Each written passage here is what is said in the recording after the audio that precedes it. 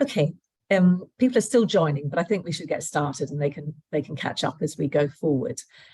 Welcome to the third of the HBCP webinars, which is called In Conversation, the Need for the Human Behaviour Change Project, Part 1. The first two webinars gave an overview of the Human Behaviour Change Project so that everybody would know what we were talking about. And now we have this and the following webinar, which are 4 different people from very different perspectives, explaining why there is a great need for the Human Behaviour Change Project. So myself and Janet Hastings, who you met in the last webinar, will be discussing after the presentations with Christine Hunter from the United States and Dr. Christine Hunter and Professor Mike Kelly from the UK. They will introduce themselves more fully in a pre-recorded interview we've done with them before joining us live for the panel discussion for the second half of the webinar.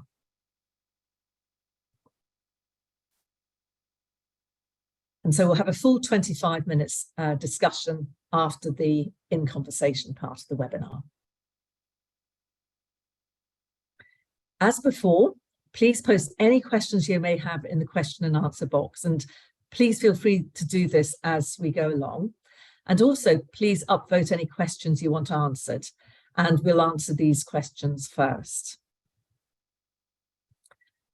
And we'll answer as many of your questions as we can during the discussion, but we've, in the last 2 webinars, we've had a huge number of fantastic questions and haven't managed to get through them all, but we'll keep a record of all the questions asked and share these on the Open Science Framework so everybody can see who's been asking what, or at least what questions have been asked. We're recording every webinar in the series and they'll all be uploaded and available on YouTube. We'll also make the slides available on the Open Science Framework, and after this webinar, we'll email you the links to the recording and the webinar slides, so you'll have all the contact details there. So now I'm delighted to hand over to our pre-recorded interviews, Why the Human Behaviour Change Project, Part 1.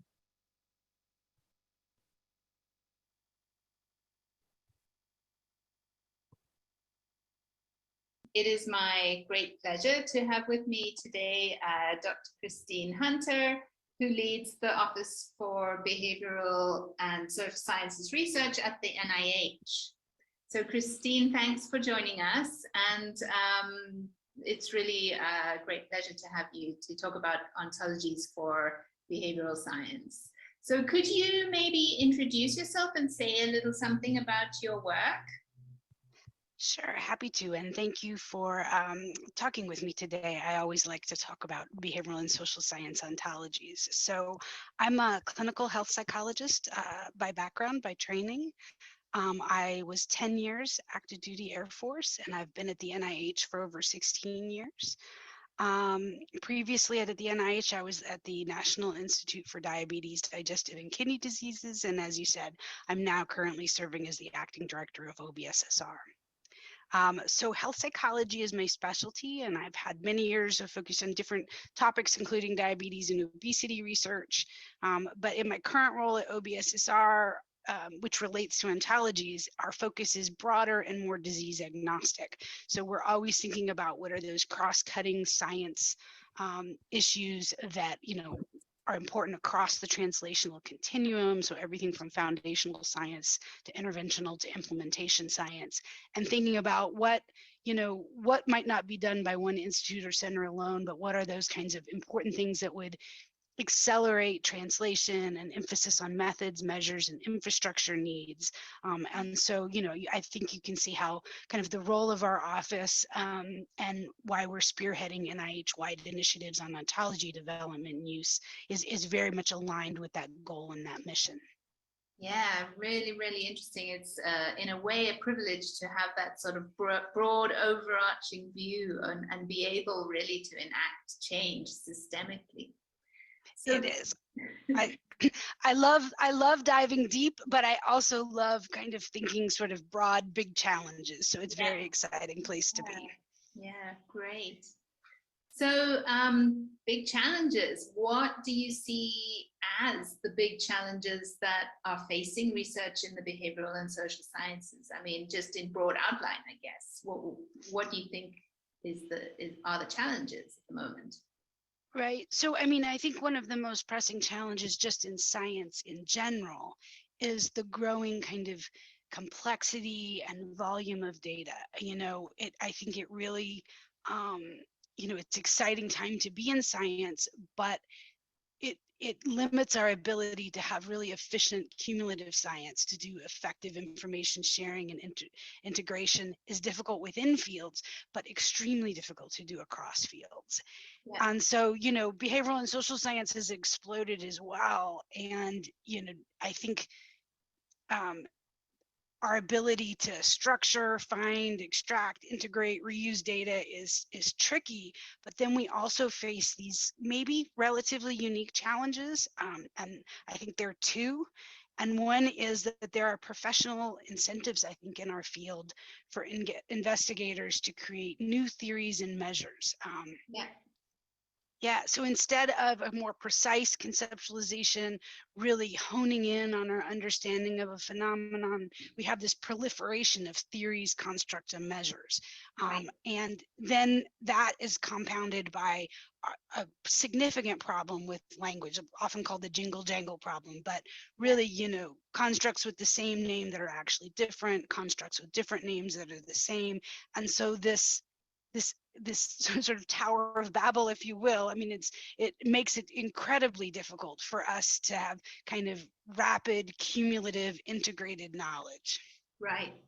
The Tower of Babel is a good metaphor in a way, isn't it? It's this sort of idea that there's a lot of talking going on, but understanding is somehow still not happening, right? So sort of we need to get to the point where all the talking results in coherent and rapid understanding. Otherwise, we're wasting resources, aren't we? We're sort of throwing away effort in some sense. We really are, and I think it's that incentive idea. The field, I think, moving us to a field where we're more accepting of kind of shared understanding, common language, as a way to accelerate innovation and novelty, not to curtail innovation and novelty, I think is going to be really important. That's right. So this idea that innovation and novelty are not just tied to inventing constructs, measures, and theories, right? That somehow you don't have necessarily to invent those things with new labels and new words and so on to be innovative somehow. I think do you think that sort of, well, I guess it's a broad science kind of affecting more than just the behavioral and social sciences, this idea of what is innovation and novelty and how do we achieve it while being cumulative, right? This is I completely agree. And that it's not that new constructs or theories or measures should be discouraged, but if we can do that in a way where we're asking, how does this fill a gap? Is it really different than other things? I think we're going to enhance novelty as opposed to creating things that have a life in sort of one specific health condition or domain, but no real life for kind of building that cumulative integrated knowledge. So, I think it'll allow people to be much more sophisticated in how they think about if they believe something is different, how they go about proving that or disproving that. And I think that'll go a long way to accelerating and advancing our field.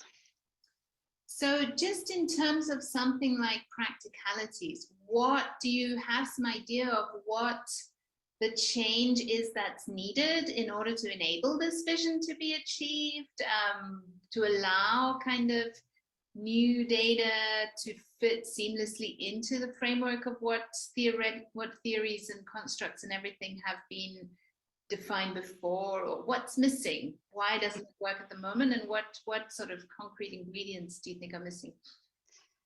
So I wish I had the recipe, down pat, but I do have some ideas. I think that it's going to take sort of multi-sector support to really build and sustain these semantic knowledge structures to do what we're talking about.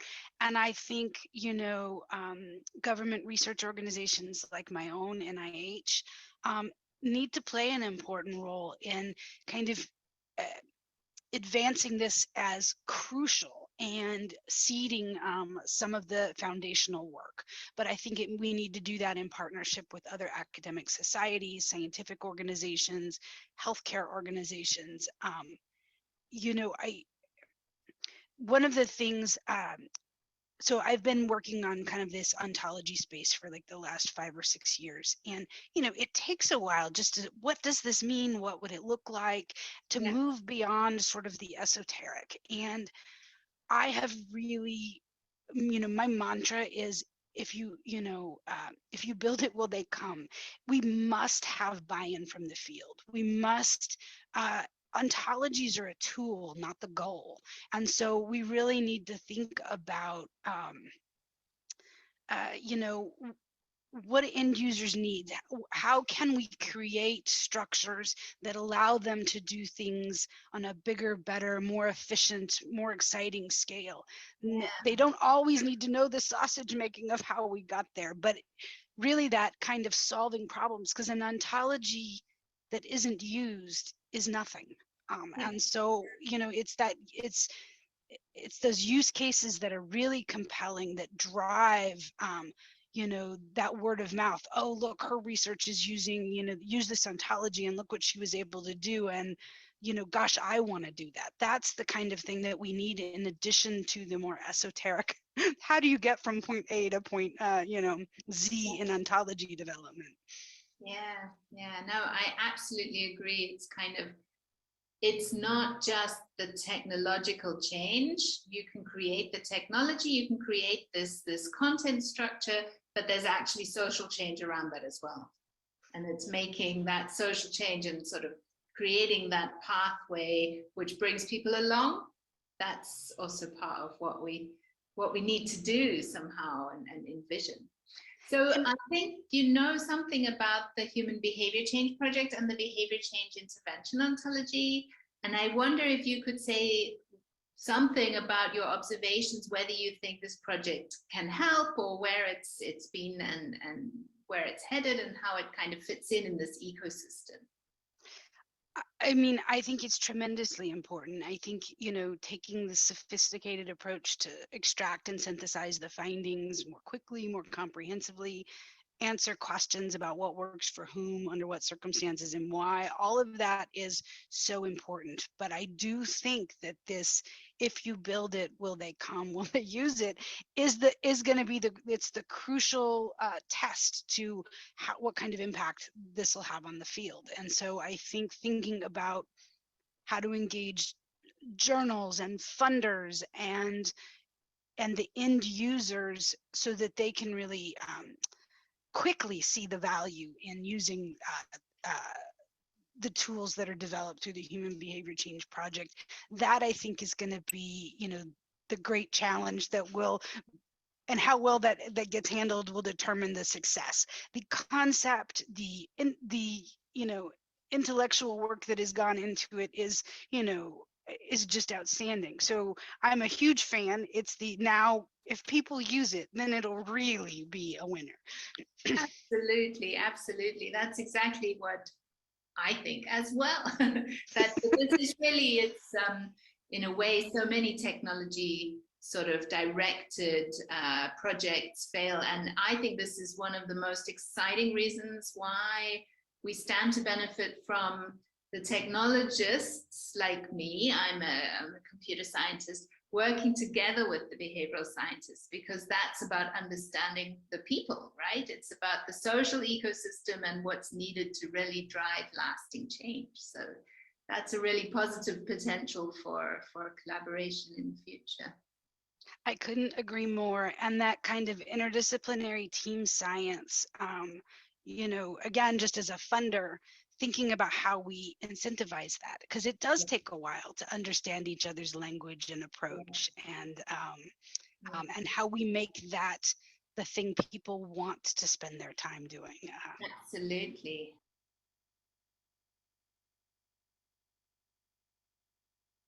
Hello, Mike. First of all, could you let us know who you are and what your role has been that's relevant to the current conversation? Yeah, hi, Susan. So my name is Mike Kelly, Professor Mike Kelly, and presently I'm Senior Visiting Fellow in the Department of Public Health and Primary Care at the University of Cambridge, where I'm involved in research on health inequalities, end-of-life care, transport and health, dental public health, and evidence-based medicine. But before that, I was the Director of Public Health at NICE, and I ran the public health program, developing public health guidelines for 10 years, just about, at NICE.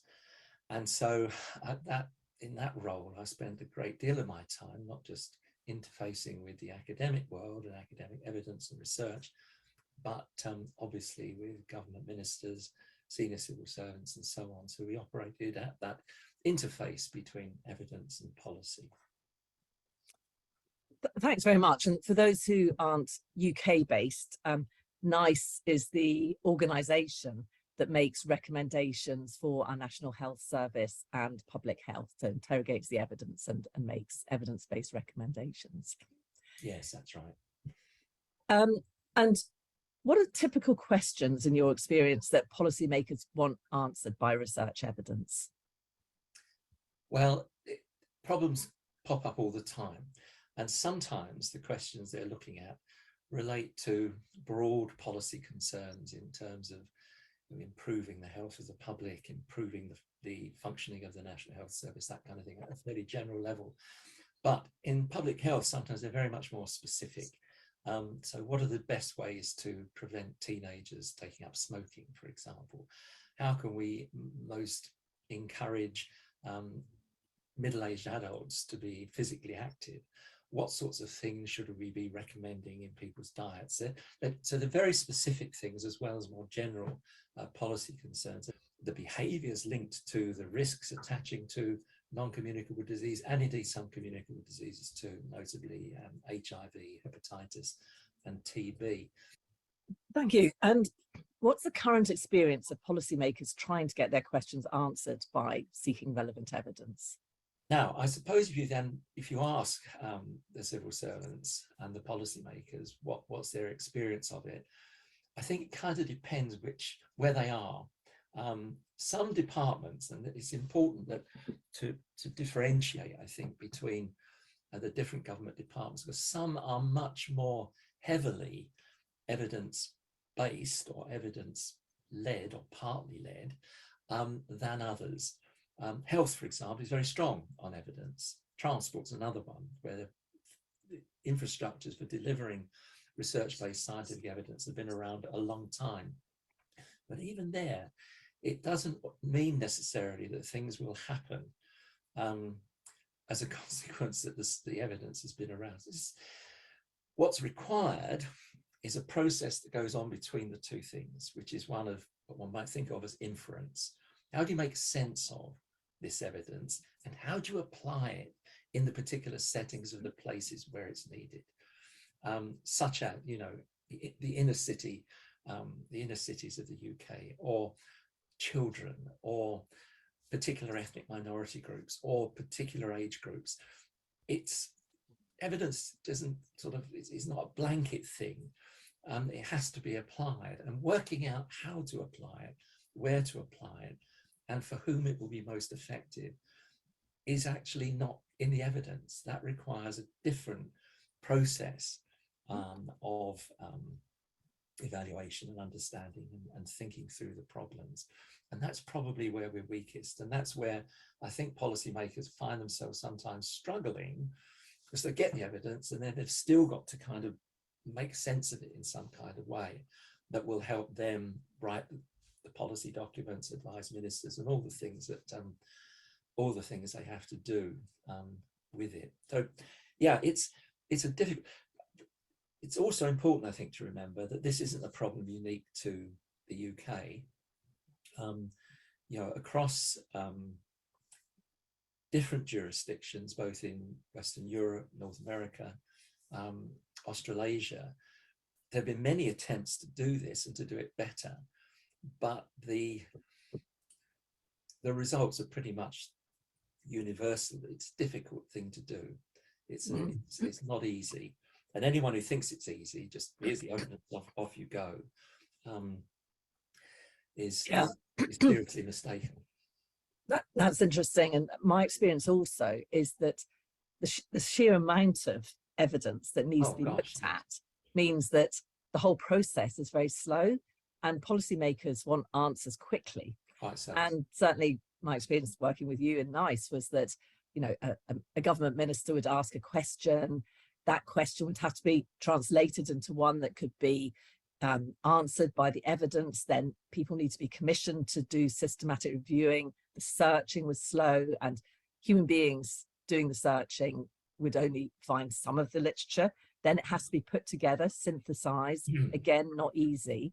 And because, you know, a lot of literature was missed, and because sometimes there wasn't a huge amount for the particular question they were interested in, it meant that there wasn't much granularity in terms of being able to be specific and specific enough for their own question. So often the results would be rather bland, you know, small to medium effects with large heterogeneity, and it wouldn't be that useful to policymakers in terms of the things they wanted to know about. Yeah, that's right. Contemporarily, while we do have, I mentioned already, the kind of institutional infrastructures, there are also, of course, the technical infrastructures like big databases and search engines and all that kind of thing, which make it easier than it once was. But it's still a very lengthy process, in many ways highly imperfect. The business of ensuring that you've covered the ground, even with the most sophisticated computer searching and so on, is always fraught with risk. Similarly, you mentioned there, turning the question into something that you can interrogate the evidence with. If you do that in a particular way, you get different answers. What will come out of the evidence is dependent upon the way the question is phrased going into the evidence. And so if there's not so much human error, but if there's a particular bias, let's say, in the way the question is asked, or the original question framed by policymakers, and it produces a way of seeing the problem that's not wrong, but is often at least potentially partial. You also mentioned something there very important. You used the word granularity, and I think that's right. The degree to which even the best studies and most comprehensive studies have applicability across total populations is something that cannot be assumed. And that's to do with the way research is done. It's to do with everything from sampling and you know, population coverage and all that kind of thing. The fact is that you will get a result from an investigation and a study about whatever has been studied, but you then have to be very careful about how you interpret that in terms of particular population groups and age groups. You mentioned that, I mean, we had to think about at NICE all the time what the differential effects of particular interventions would be in different population groups across the social class gradient. And yet the evidence that allowed you to make definitive conclusions about different aspects of the social gradient and the membership of the various social groups that make up that social gradient was not there in the evidence, or only very rarely. And you had to then, as it were, begin to think, well, what would that mean? You might remember we sometimes use the phrase, you know, will it work on a wet Wednesday in Wigan? And that wasn't just an alliterative gag. It was to force the committees to think about, well, it may look good in a randomized controlled trial done under highly controlled situation and circumstances, and we've got a nice average result across a population group. But what sense can we make of that when we take it down to a locality level? And that's very important, because the people who in the front line in localities, the local directors of public health teams, primary care teams, and so on. So you've described a number of challenges in terms of policymakers accessing and using research evidence. And that was one of the motivations for the Human Behaviour Change Project. So how would you say the Human Behaviour Change projects can help with these problems? Well, the thing that was so exciting when the idea of the Human Behaviour Change Project was first mooted was that, first of all, the problems and challenges I've just talked about were there front and center to begin with. That's, we knew what the problem was. We could see what sort of things we needed to do in order to get past some of those problems. And I think that the principle of, being able to generate the evidence and interrogate the evidence in such a way that you can be much more forensic in terms of what will work, for which population, for whom, under what kinds of circumstances, and with what potential results, as a platform at the outset, not something you do after the event, but before you begin.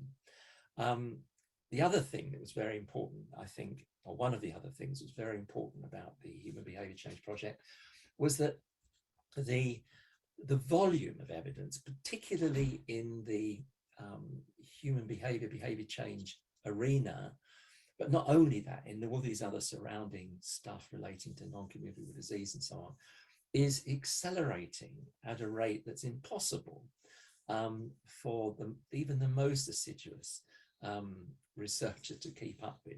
It just grows daily and multiplies daily in a way that's looks like it's almost completely out of control. And the idea of being able to, and again, this was one of the things that we were really excited about at the beginning, being able to have, as it were, living evidence as it's coming off the production line, as it were, in a form that then can be interrogated rapidly and quickly in relation to the what, for whom, how, when, and under what circumstances, was a much more efficient way, rather than commissioning a systematic review that's going to take 18 months. You've got a live process, and using various techniques. For example, we were interested in AI as a way of getting into this sort of thing, exploring those possibilities in a way that moved us on a generation in the way that evidence could be used. And I think we all thought at the beginning that would be,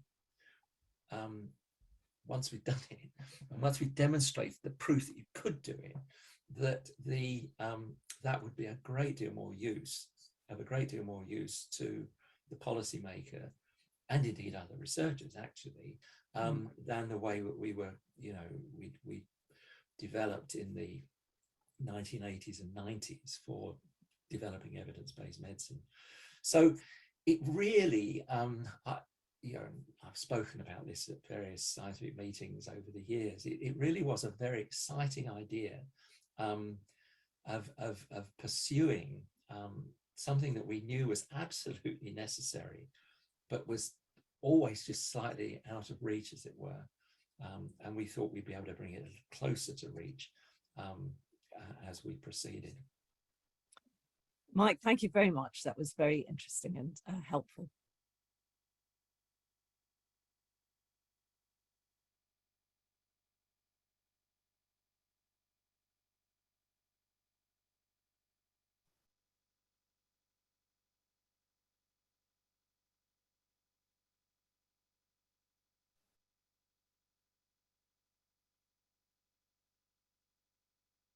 Hello, everybody, and welcome, Christine, Mike, and Jana in real life. Great to have you on the panel, and those were two fascinating interviews we just heard. And we're already getting some excellent questions on the screen. So we don't all have to answer all of them, but let me start with one at the top, and I certainly got a couple of things to say. And I realized everybody else has introduced themselves. I introduced Janet, but I forgot to introduce myself. So I'm Susan Mickey, a Professor of Health Psychology at University College London in the UK, and Principal Investigator of the Human Behaviour-Change Project. Welcome all. So the first question from Henry, thank you, says, I really agree, but how do we get buy-in from the field to use ontologies? This is really, really important. And I will just start off by making a few comments. I think it's incredibly important to involve the field in the development of ontologies, right from the start, that this is part of the process. And this is what we've done with the behaviour change intervention ontology, was to include stakeholders and get expert feedback. So what we would do is scope the ontology, do a lot of literature annotation, do an initial sort of prototype ontology, and then send it out to the field and ask for feedback. And that feedback has been incredibly valuable because you get many different perspectives. We made sure that we had a range of input from ontologists and behavioural and social scientists, and has been an incredibly important part of the methodology as we've gone along. And partly one of the difficult things about ontologies is the way they're worded has to be done in a particular way in order to be machine readable, in order for computers to recognize that this entity is different than that entity and that they're unique entities. And that can be foreign for people. So we've done our best to, alongside the technical ontological definitions, have what's called informal definitions. The other thing is that we're developing training. So following the launch of the whole finish of the Human Behaviour Change Project on June the 6th, we'll have a training program for people using the ontology. So that's what we've done so far. The other thing, after all of these webinars, we've got on the Open Science platform, place for everybody to give their comments. And we're going to bring all of that together at the end and feed it into the system. James Thomas, Janet Hastings, Robert Weston, myself, and Mary Johnson are all involved in thinking about the next project coming out of this. And there we're going to actually have a much more substantial engagement right from the beginning. So we'll actually set up funded what we call communities of practice in behavioural and social sciences, in the actual topic areas. And the next ones we're going to really hone in on our infectious disease and climate change. It's going to be hosted by the Busara Centre, which is based in Kenya and is focused on the global south. So we will ensure that it's not a Western dominated enterprise. And then also community of practice of the new technologies that, we all now heard of ChatGPT, month by month, new technologies coming along. We need to bring all of this together. So that's some of the ways of getting buy-in to use ontologies, I think, just to as much as possible co-create and co-produce. So that's my tuppence worth. Christine, you probably got thoughts on this, and then Jana and Mike do add to it. Yeah, I definitely agree with you. Bringing on end users and subject matter experts from the very beginning is crucial.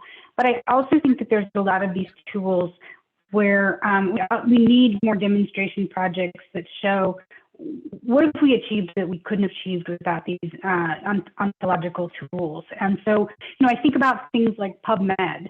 Most people, use PubMed, use it to good effect, and are happy to use it, and they don't necessarily need to know all of the back end, mesh structure, et cetera. So I think that, there's kind of a different range. We have to be thinking about communication and engagement of a wide range of users.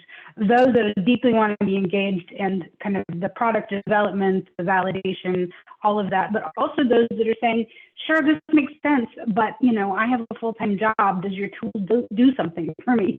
And so I think the more we can have those kind of look at what we've achieved that we couldn't have achieved without these semantic knowledge structures is going to be really important to engaging a broader range of end users.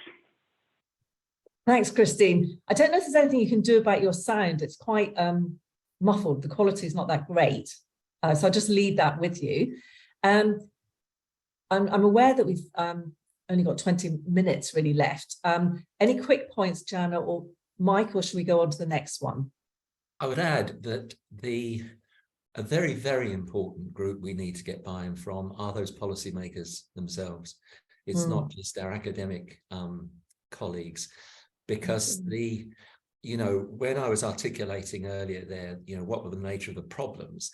I mean, they are crystal clear to me and to you, Susan, to Jana, and all the people who've been involved in this. But I'm not sure that clarity exists in the UK, across Whitehall. There are a few of the people we work with who get it, but I think there's a fair bit of work still to do, just to show the value and why it's important to do it. So we mustn't lose sight of this. As we're doing this stuff, we need to make sure that they are coming on board as well. Absolutely. And I should have said that the ideas of the communities of practice would include practitioners, researchers, funders, policymakers, etc.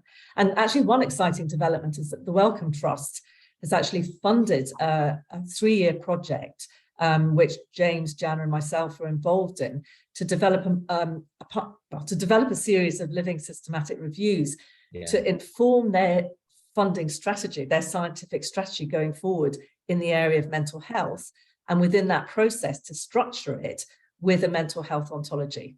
So that's an exciting development, I think. Okay, Jana, would you be able to take this next question, which is thoughts about types of behavioural ontologies, because there are different kinds, and philosophical approaches, animal behaviour has been mentioned there. Yes, so this is, I think, kind of key to the development of ontologies, that ontologies themselves, or the development of ontologies, is itself an interdisciplinary endeavor. And there are different contributions, different ways of approaching the development of ontologies. And then, of course, there are also different topics that people bring to develop ontologies for. So our general principle that we work by is that the objective is to synthesize what has already been done before sort of building something new, and that includes surveying and looking at all the work that other people have done, even in different fields, to sort of structure aspects of the domain, and then to bring these together when building a new ontology for the domain. So that was part of the methodology which we used to develop the behavior change intervention ontology and other ontologies which we have worked on. Sometimes in philosophical ontology development, there isn't necessarily a product in the same way. So the representation of the ontology might not be encoded in a machine readable format, which we might call a sort of the applied or computing-based ontology. And when this was not the case, then of course we can use the ideas, but we cannot reuse directly the product. So this, I would make this distinction, but I as an ontologist am very embedded in both the philosophical and the more applied aspects of ontology development. Thanks. Any other thoughts before we go on to the next question? Okay, the next one from Mark Cobain. How might an analysis of this kind of intersectional data inform gaps in the research fields for funders as a first generation of value, i.e. informing funding calls? Otherwise, we might have these same challenges in the future because no one has ever collected the right data. Great question. Actually, I began to answer that in terms of the Wellcome Trust funding such an approach that would then inform their funding strategy in a particular area going forward. But Christine, Mike, would you like to add to that? I think it's certainly the case that across the funding landscape, the ability to see the problem in terms of the way that we've articulated it is not always shared. I mean, we have a huge sort of bureaucracy of funding through our NIHR, all of which is to be applauded. But as that bureaucracy has grown, I'm not convinced that the clarity of the thinking that's required to stop reinventing the wheel, as it were, is fully in place. So it's it's a significant issue and problem, and to some extent, we're still, when I see the list of calls each month coming out, many of them are really focusing on stuff that is simply going to tell us more about what we already know, and where we know there are already problems in terms of interpreting it. So it's still work. Thanks. In other words. Yeah. Since we have a global audience, the NIHR that Mike referred to is the National Institute of Health Research in the UK. Christine, do you have any comments from a US National Institutes of Health perspective? Mostly just that I agree that, I think Mike and I both in our comments, our recorded comments, alluded to the volume and complexity of data. And so I think, if we can wrangle that better to really understand the gaps and target our funding to address the most pressing needs, that's the goal. And so, I think we have a ways to go till we're able to really have that kind of infrastructure to guide our funding. But I really think that is the brass ring we should be shooting for. Great, thank you. And the next one is for you, Mike. Professor Kelly, could you talk a bit more about what the current, it's jumped off my screen now, sorry, about what the current process is of inference from evidence by policymakers? That's an interesting way to consider it, and makes you realize how much of an opportunity there is for policymakers to misinterpret what the evidence is actually saying. I also wonder what the implications of this are. Yeah, I saw that question on the chat, and I think the answer is that there are no systematic processes in place to deal with this question of inference at all. It's a very, this particular arena is very unbalanced. In other words, what we have, if you think about the methodologies and methods which have evolved over the last 20, 30 years with respect to interrogating evidence, the whole business of evidence-based medicine and doing systematic reviews and all that kind of thing, the infrastructure and the techniques have, it's been a major scientific advance. So on one side of the equation, you've got this enormous amount of information about how to do and collect and interrogate evidence. On the other side of the equation, how do you interpret that once you've got it is very, very weak indeed. There's not much on how to do it. In the academic world, there's even less on how to do it in the world of policymaking. So, the people who are then presented with the evidence, I won't say they make it up as they go along, because I think they actually work in and operate in good faith, but it is difficult. And I think it's only if you've spent time trying to work at that interface where evidence meets policy, let alone meets politics, that you come to realize that it's it's something that can be done systematically if it's thought through appropriately. And in basic terms, the question to ask is, well, what sorts of a priori knowledge are people bringing to the table as they do that interpretation? And one way that we found at NICE to help us get by that problem is to say, well, as that knowledge is where's it come from? Is it knowledge based on experience as a practitioner or as a policymaker? Is it knowledge that is brought from other scientific research? Is it knowledge that comes from other scientific research not very well understood? Or is it kind of just common sense reasoning that we all use in our everyday lives? And trying to unpick that as a starting point, it's not the end point, it's a starting point, I think the committees found helpful, because you'd say, what is that on, where's that idea come from that you're using here? And you have to be very careful, because we found many of our physician colleagues say, well, it's on the basis of clinical experience. But clinical experience doesn't top everything, although often physicians would claim that it might. But, you know, so there are ways of doing it, but it's a very underdeveloped arena, seems to me presently. And it's one where, you know, the opportunities, I think, for the scientific study of that inferential process is one that is ripe for investigators to take hold of. Of course, we've got implementation science. Well, you know, people are working around some of these areas very effectively and in ways that are very, you know, very encouraging. But there's still plenty to do here. Thanks, Mike. Really interesting, as is this next question.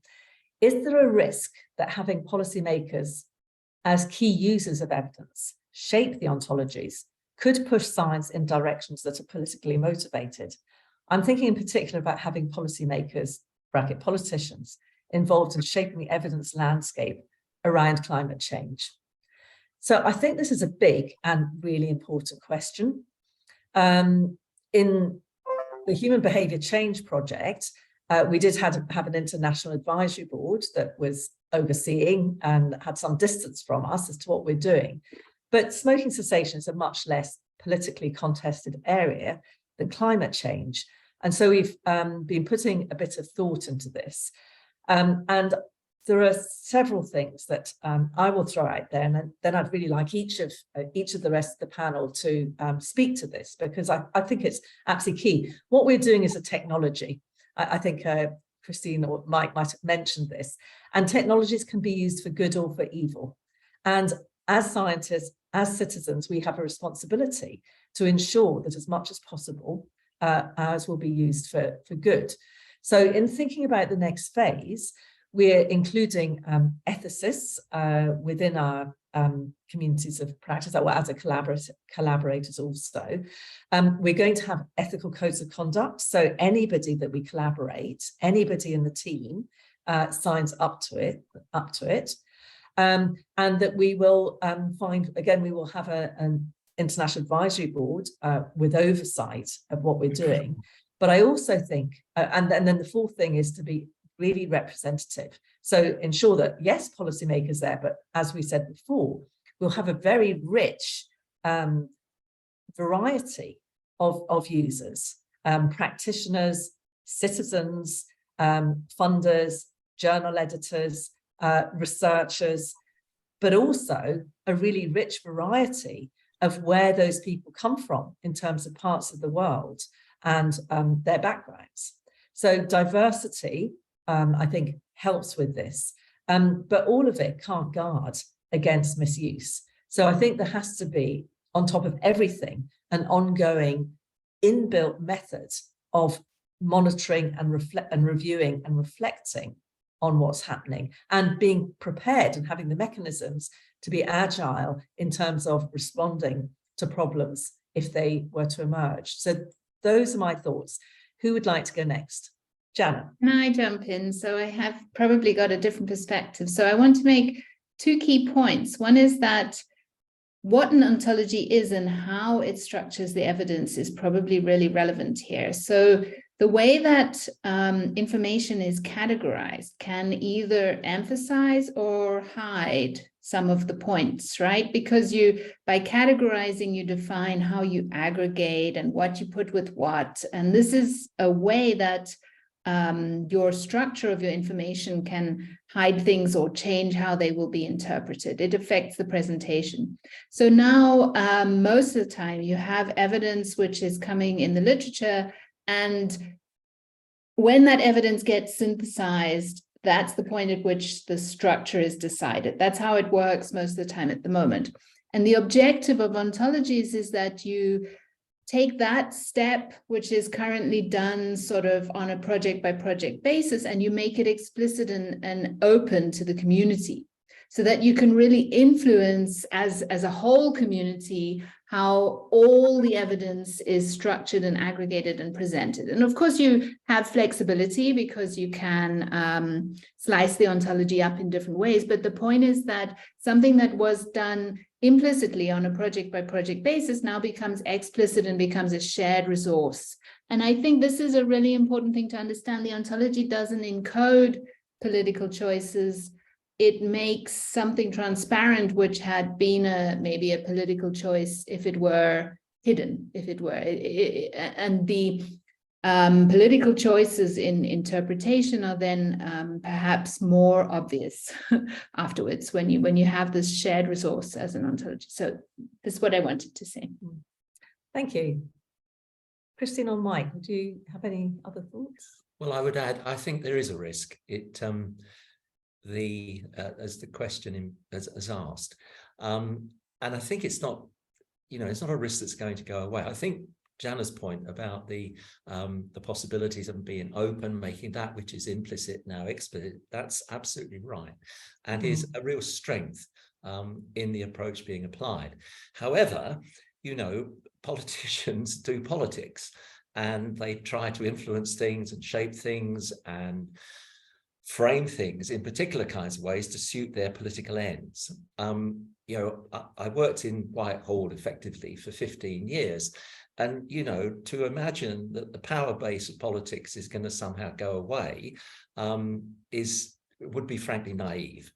So what we have to do, as Susan outlined, is you have to have a set of ethical principles, basically, about what you want to try to achieve and how you want to achieve it, and to practice a degree of discipline that allows you to distance yourself from overt political interference.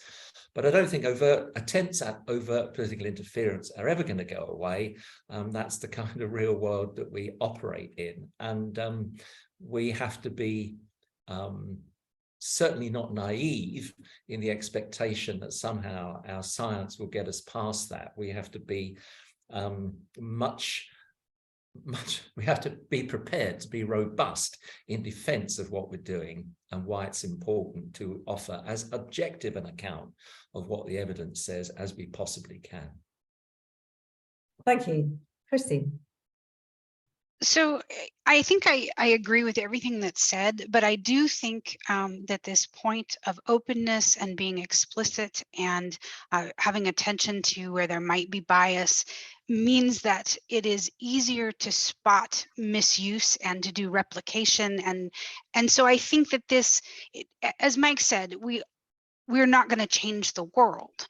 But if we now have a way where everybody is looking at the same data and it's very explicit, it does give us a leg up that we don't currently have now. And so again, ontologies don't solve the problem, but they help solve some of these problems. And so that's how I would think about it, is it doesn't erase the misuse, but it gives us a better platform to identify misuse and address it. Great. Thank you very much. Okay, I think we have time for one more question. So the next one is, behavior change is so dependent on context. So is there an argument that regardless of what the, quote, evidence says from previous interventions, the emphasis should be on understanding the context? Okay, I'll say a couple of things, and then Jana, if you could follow up with how we've thought about this in the Human Behaviour-Change Project and how we're thinking about it in the next follow-on project. So absolutely, and in fact, this was one of the motivations for the Human Behaviour-Change Project, was the kind of realization that so much of the evidence in the published literature is generated in the richest parts of the world, and most of it, namely the United States. But where the greatest health and climate change well-being needs is in the global south, with very, very different populations, cultures, settings, etc. And so one of the big questions in the field is, how can we generalize from what we know to what we don't have direct evidence on? And there are evidence synthesis methodologies coming along, but we really need huge amounts of data to be able to make this kind of inferential prediction that can be helpful. And the other thing I mentioned, I think, in the first of these webinars is that in behavioral science, we have theories that are very good, well, pretty good at describing processes of change, mechanisms of action, how a causes B directly or indirectly. What we're not so good at is explaining variation. You know, when we look at evidence, we see massive variation, massive heterogeneity in outcomes. And at the moment, because we don't have the scale, the quantity of material to work with, and the kind of machine learning, artificial intelligence, and based on ontologies approaches, it means that we really can't explain that variation. And if we can't explain the variation, we're not able to really address this issue about context and how can you meaningfully generalize from evidence that's been collected in certain contexts to other contexts. Jana, over to you, and then I'll hand over to Christine and Mike. So I just want to add to this the idea that context is part of, in a way, what we need to describe. So it's not something mysterious. It's something that's not well enough described in the research that we have. So part of what we've been doing is trying to sort of add formalizations for populations and settings and all of these other contextual attributes of studies so that we can also have that data formally encoded. That's part of the ontology work that we've already been doing, the behavior change intervention ontology. And the hope is that if we have really good descriptions of context, we can add that information and then learn to develop more, how we can infer from one context to another. We can apply machine learning and other data-driven approaches to try and make these extensions. Thank you. Christine, any brief comment to add? Yeah, I mean, I really think it's an issue of multi-level, sort of deeper phenotyping at multiple levels. This understanding heterogeneity, what works for whom, why, under what circumstances is crucial. And I think we do all across the board not a great job of understanding kind of individual level factors, and then those that are family, society. You know, I think that is a key area of data that should be encouraged across intervention studies to really advance our knowledge and make it more generalizable. Thank you. Mike, last quick word to you. Agreed. Okay, very good. Well, what a great note to end on. Thank you very much to all the panelists and to all of those putting in your questions. Great questions as ever, very good discussion. And I'm now going to finish with a final couple of slides that I think will come up. Aha, here they are. So first of all, any further comments and reflections on what we've been talking about, or indeed any aspect of the Human Behaviour Change Project and the Behaviour Change Intervention Ontology, please just put them in the chat box. You can click on this link if you're not quick enough to do that.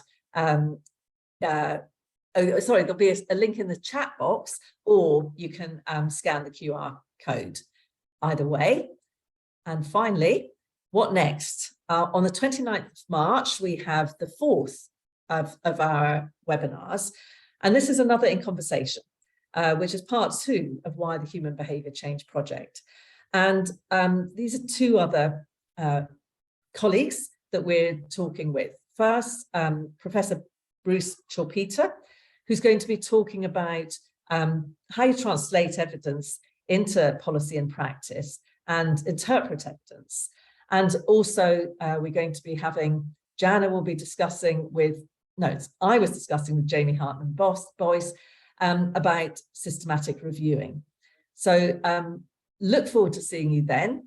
And finally, if you want to find out more, you can follow us on Twitter. Everything is open source, open access, GitHub, our website. Published papers are all on Welcome Open Research.